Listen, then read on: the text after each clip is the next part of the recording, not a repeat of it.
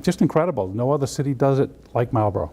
The MEDC continues to grow and move in all the right directions, but they come from humble beginnings, as Marlborough 2010.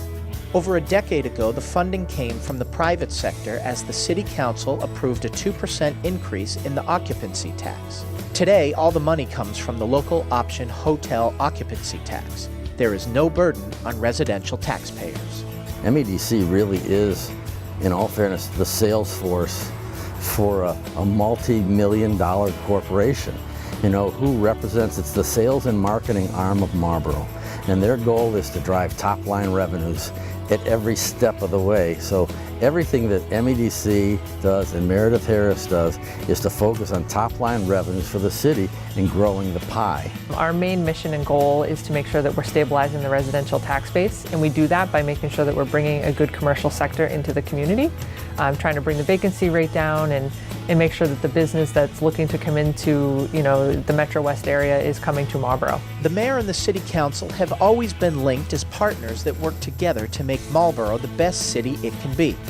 You add MEDC and their board to that, and you've got a powerhouse team that is making Marlborough such a sought-after location for business and residential living. Most companies or people looking to develop here start there. We've kind of encouraged them to start there and work their way through City Hall. So Meredith or whoever's in charge, Tim Cummings before her, can kind of vet out some of the things that will work, won't work. We're not cutting out the processes of City Hall. City Council still has first shot at everybody. In fact, without the City Council involvement, we wouldn't have an MEDC. It does take a group effort to make this organization successful, and the MEDC has found a great leader in Executive Director Meredith Harris. She has just taken off. She's done a fantastic job. She gets along well with the City Council. It's the knowledge. Meredith had big shoes to fill when she got that role, and yet, wow. I think exceeding expectations is probably an understatement, and how much she enjoys and the passion that she brings to the city and town, the city of Marlborough, is really impressive. My proudest point with Meredith Harris is now that she's a resident of Marlborough. So that says a lot about a person and their commitment to the job and all that. But Meredith worked here a year or so, and now she's a resident of Marlborough because she really is passionate about it. Meredith's done a great job. She's won a couple of awards this year for the job she's done. Harris does a great job. It shows every day and through the multiple awards this business professional has won. She does need and has a strong staff behind her. I think everyone over there would agree, my entire board would agree, my executive committee would agree that Linda Martins, that's been there since the beginning, is the unsung hero over there. She keeps the glue all together and makes the city and the organization much better. She's got great staff. Linda Martins, she's the chief cook and bottle washer behind the scenes that not too many people get to talk to. The MEDC brings in business, large and small, and helps promote existing Marlborough companies. In October alone, the MEDC posted over 50 times about over 50 businesses on their Facebook page. Companies like GE and Quest and Logic and TJX and Boston Scientific, expansion of Dow Chemical, Ken's Foods, and then you have all the companies. It's great to get all those pink elephants, to come here, and we've been very fortunate. But it's really the bread and butter smaller companies that are the ones that keep things going every day. And that's why I make it a point to go out and visit, companies on a regular basis with Meredith. We're up to about 270 companies that I visited in the 7 years that I've been there, and some are 1- and 2-person shops. And I've been down at TJX with his 2,000 employees. So it's everything in between.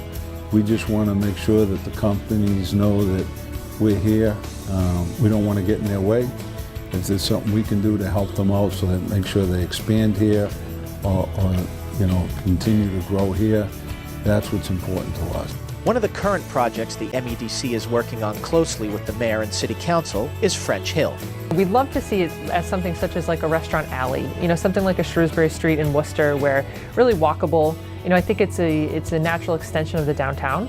We've done a lot of work on the downtown over the last couple of years, and hopefully if all goes according to plan, you're going to start to see some projects popping up downtown, and I really feel that the French Hill neighborhood is just a natural extension of that work that we've been doing.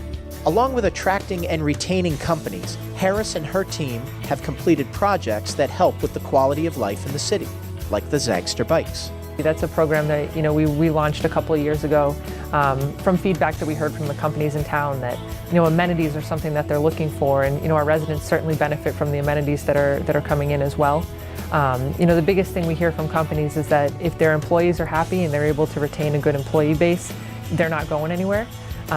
So we're trying to really maintain a good level of quality life, both for the residents and for the employees that are coming in every day. The City of Marlborough is a special place because of its residents, elected officials, and businesses. The MEDC plays a role in that, as it is a very innovative organization that stays ahead of the curve. We want to talk about Marlborough as a place to live, as a place to grow a business, as a place to raise a family, and really look at a different demographic of people and change the message a little bit to talk about Marlborough being a fun place to be right at the crossroads in New England, 495 Beltway, and stop in and see all that we have to offer. It's funded through something that doesn't hit the Marlborough taxpayers, which is great. Gives us a leg up on probably 98% of the communities in the state, because it's only the communities like Boston and Worcester and Springfield that can afford an economic development, fully funded economic development team. But the accomplishments, just been second to none. This organization is like a team, and as we know, there is no I in team, and it takes every member of the team to make it work.